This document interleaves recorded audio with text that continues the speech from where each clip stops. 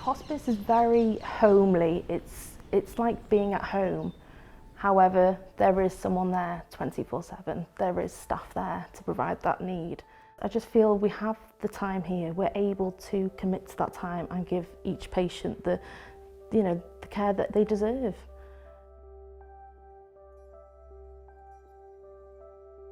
What draws you to this type of environment? I think personal experience, but also the experience I've gained from working in an acute oncology ward. They dealt with a lot of patients that were not just undergoing active treatment, so your chemo, your radiotherapies. There was a lot of palliative as well, and it drew me in so much. And then I went on to do district, and I fell in love with the palliative side. And then when the post came here, I thought, amazing, opportunity not to be missed. It's the back to basics. It's caring for just not only the patient, but you're there for the family. You're there as a whole unit for them. And it's the time that you're able to give each person and have that individualised care. It's amazing, you're able to do that here. And so you must see people in lots of different stages, because you said that you get some respite and things. Yeah, it's varied here. So it's not just end-of-life care, which a lot of people assume what hospice care is.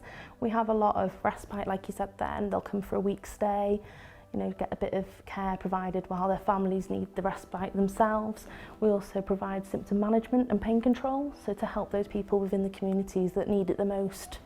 So yeah, it's very variable, the job here. It's hard sometimes to step away from that sort of professional to personal, but you get to know the families as well, and I think you feel it's a privilege. This is what this role is. It's such a privileged job to be around people at their most vulnerable and their end of life. It's being able to give them the high quality care that they deserve, definitely. Everyone knows that there's going to be an end. Yeah. How do you reassure the ones that are perhaps 3 a.m, they're awake, they're scared, they're agitated? How do you reassure them? Well, like you said, it's giving them the reassurance, it's being there for them, it's giving that time, it's making sure that, each patient has that individual care. Their needs may be different to the person next door to them in the other room. So it's just making sure it's tailored to their needs and giving them coping mechanisms that might help them and might benefit them, and using different ways. And then how do you cope with, obviously there's only so many beds that you can have, and then there's the much bigger need in the community. How do you cope with that? It's a tricky question, isn't it? How do you cope? And it is hard, isn't it? Because you feel like you're choosing people to come in, but you have to, obviously the process gets done here by triage. The AMPs are nurse practitioners. They triage all the referrals sent in from the healthcare professionals within the community or hospitals, and they prioritise which need is, that needs to come in first. So it is done with it's very sensitive, but then at the same time they do have to, again, prioritise those needs at the time. So a lot of your job involves around saying goodbye to people. Yeah. And so, you've been here been doing this job for a long time. Yeah. But you've been here for 12 months. You're stacking up a lot of goodbyes. Yeah.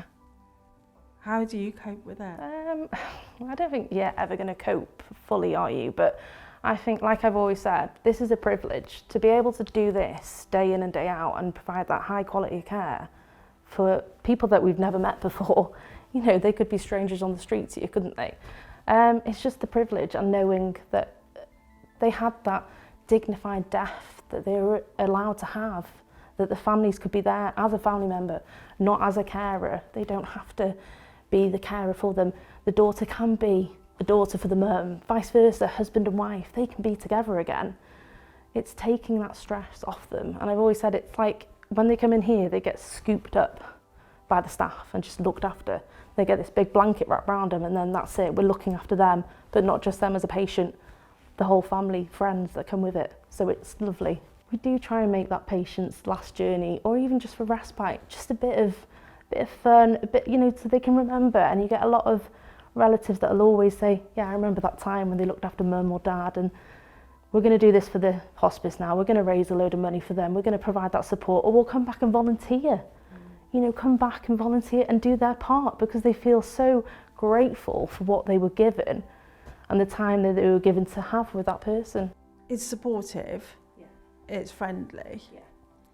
Yeah. What are the downsides?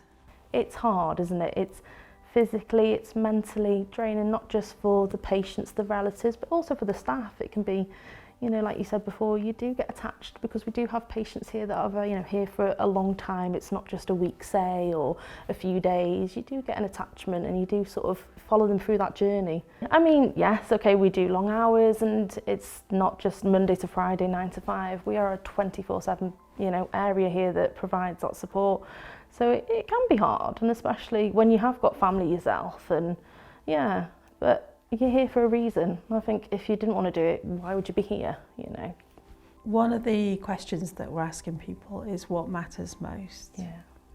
I think for that, each person that comes in this door, that they have that care given to them as individualized and holistic as, you know, possible, that they're able to have the best care possible, to be able to meet goals, even if it's as simple as having a bath or being able to sit out in the chair, just something, just that they're able to feel comfortable here and feel like as homely as possible.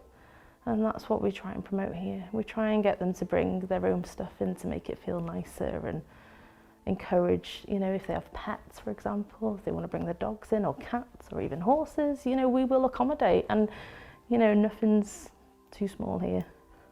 Coming into this, especially hospice care, I've seen a different approach to dying and coping with dying, and the support around it afterwards for the families, that there is counsellors there to help, especially with young children.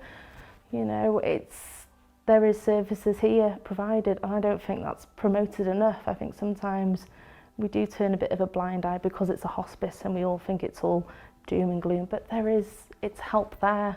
It's a little hub of the community, and it'd be, you know, I think they'd be quite lost without it, without a doubt. Creating that difference within a small space of time that you have with that person. And I think it's the impact, like you said, again, on the families, the friends. You know, they'll always say, oh yeah, they were nursed in St. Kent's. You know, let's go and fundraise for them, or let's pop to the cafe and have a meal, because the donations will go straight back into the hospice, which is lovely.